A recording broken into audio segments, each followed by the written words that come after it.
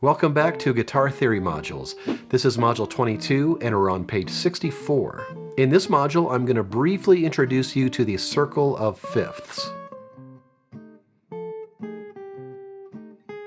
This is the circle of fifths. The circle of fifths is a chart of the 12 major keys and their relative minor keys, which are discussed in a future module. It's called the circle of fifths because of the way the keys are organized.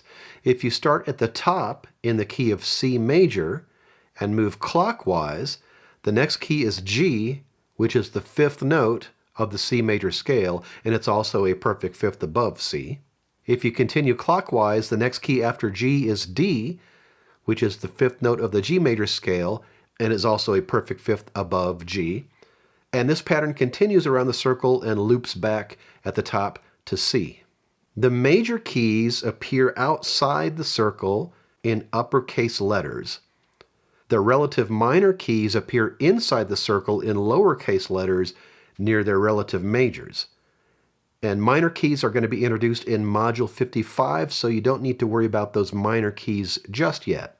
Some keys appear in both sharps and flats because they're enharmonically equivalent. The closer the keys are to each other in the circle, the more notes they have in common. For example, at the top of the circle, we have C major. Right next to that is G major. C major and G major have almost every note in common except for the F. C has an F natural, and the key of G major has F sharp. If you look on the other side of that C, there's the key of F. And C and F also have every note in common except for B's. C has a B natural in it, and the key of F has a B flat in it.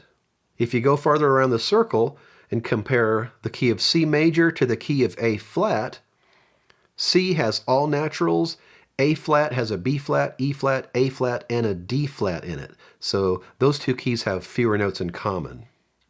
This circle of fifths is very useful for learning chord progressions and key relationships, and we're going to be getting into that in future modules. So keep this on hand for future reference.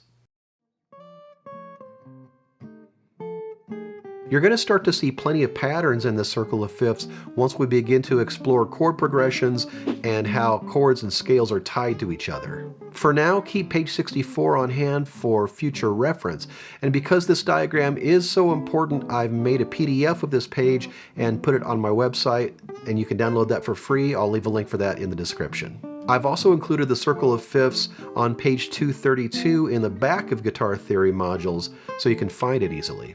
If you don't have a copy of Guitar Theory Modules, check it out. Of course, you can watch all these videos for free, but if you have a copy of Guitar Theory Modules, you can keep all this information in one place. It's going to be a lot easier to follow along, so I'll leave a link for the book in the description. That's all for now. Thanks for watching, and I'll see you in Module 23, where I'm going to show you the relationship between major scales and chords.